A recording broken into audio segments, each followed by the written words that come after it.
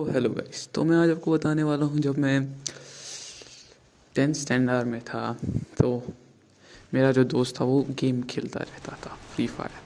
तो मुझे लगता था ये कुछ बकवास गेम है, तो मैंने उसको वो कभी खेली नहीं। मगर एक दिन मेरे दोस्त ने बोला तो खेल एक बार तो फिर पता। तो मैंने एक दिन खेली, फिर उसके साथ दूसरे दिन खेली और तीसरे दिन खेली और चौथे दिन खेली, और मैं खेलता ही गया और आखिरकार मैं एडिक्ट हो ही गया सब लोगों की तरह। एंड जब फ्री फायर में जब कोई बंदा आता है तो वो बोलता है मेरे पास हर एक चीज़ होना चाहिए, रियर बंडल, रियर, हर एक चीज़ रियर होना चाहिए। तो उसके लिए ज़रूरी है टॉप अप। और जो सबसे तब फेमस कैरेक्टर था डीजे आलोक, तो वो मेरे पास नहीं था। तो जो मेरा कज़न ब्रदर है उसके पास 11,000 डायमंड्स थे तब। तो उससे मैंने डीजे आलोक मांगा और उसने मुझे डीजे आलोक दिया भी। तो उसके बाद मेरे को बंडल्स लाने थे, तो मैंने इलाइट पास बाई किए, और इलाइट पास बाई करने के लिए मेरे को पैसे चाहिए थे, और जो पैसे मेरे पास नहीं थे उतने, तो मैं हर दिन 10-10 रुपया बचा कर रखता था, वो भी छुपा कर, घर वालों से छुपा कर। और जब कोई अच्छा टॉपअप इवेंट आता था तो मैं वो टॉपअप कर देता था, जिससे मुझे मैं वो इलाइट पास निकालता था। और जब मेरे पास वो 10-10 रुपया टाइम पर नहीं आते थे, तो मेरी जो अच्छी घड़ियाँ, वॉच या और भी सामान, जो जैसे कि ग्लासेस, वो मैंने बेच दी। जो जिसका मुझे अभी भी दुख है, मैंने क्यों बेचे।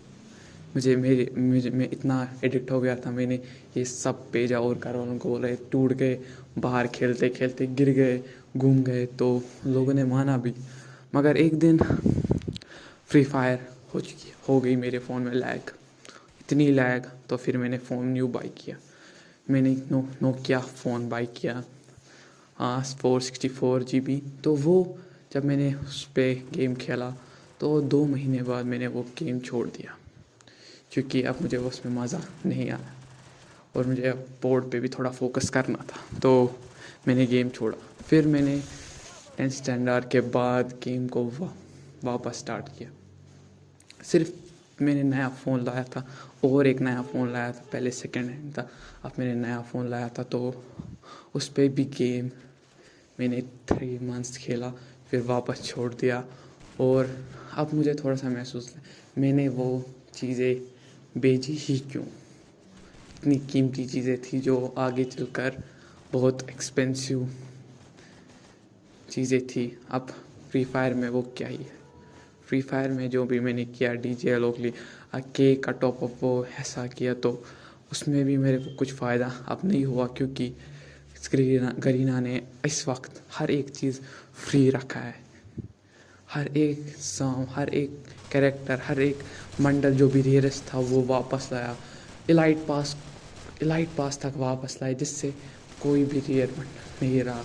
और यहाँ पर फ्री फायर में हर एक, जो पहले डीजे आलोक पे मेरे जैसे लोग डीजे आलोक पे रोया करते थे कि आशा में मिल जाए, आज डीजे आलोक की कोई अहमियत ही नहीं है, क्योंकि डीजे आलोक अब सबके पास है, जिससे ना किसी को पता है इसने भाई ने टॉपअप किया हो या ना किया हो, मगर इससे किसी को पता भी नहीं चलता क्या इसके पास ये रेयरस बंडल कब से है और कब से ये आईडी है। क्योंकि आज, अब पहले जब मैं खेलता था तब 70 लेवल की आईडी बहुत ज़्यादा है, मानी जाती थी, और आज 70 जो मेरे साथ तब खेलते थे उनकी लेवल 70 हो चुकी है। और इससे एक चीज़ और, उनको आज घमंड आ चुका है कि हमारी लेवल 70 है।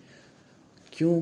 क्योंकि उनको लगता है वो पुराने प्लेयर हो चुके हैं। मगर मेरे हिसाब से फ्री फायर में अब कुछ भी पुराना नहीं रहा, अब सब फ्री फायर में नया ही आ चुका है। तो इस कहानी में मैंने एक ही चीज़ बोला है, मैंने बहुत नुकसान हो गया है मेरा फ्री फायर में टॉप अप करते और अपनी सारी अच्छी चीज़ें बेच कर। और साथ ही में एक दुख है कि मैंने इतने झूठ बोले हैं उसके टॉप के लिए, जो मैंने फिर एक बार तो मुझे पकड़ा भी यार, ये पैसे जा, क्योंकि एक बार मेरे को एक रिश्तेदार ने पैसे दिए, कुछ तकरीबन 500। तो अब सीधा मैंने वो ख़त्म कर दिया, वो भी तभी एक दिन बाद। तो जब मेरे को घर वालों ने पूछा ये क्यों, ये कहाँ है, तो उन लोगों ने बहुत डांटा, ये वो ये कहा चीज़ है, ये बहुत एडिक्ट है, लाइक सीधा जो ड्रग वर्क है उसी जैसा एडिक्शन है, इसीलिए फिर मैंने सीधा अनइंस्टॉल कर ली और मैं बेशरम इंसान आज वापस से यही गेम खेल रहा हूँ, जिससे मुझे इतना ही बोलना था। Hope so.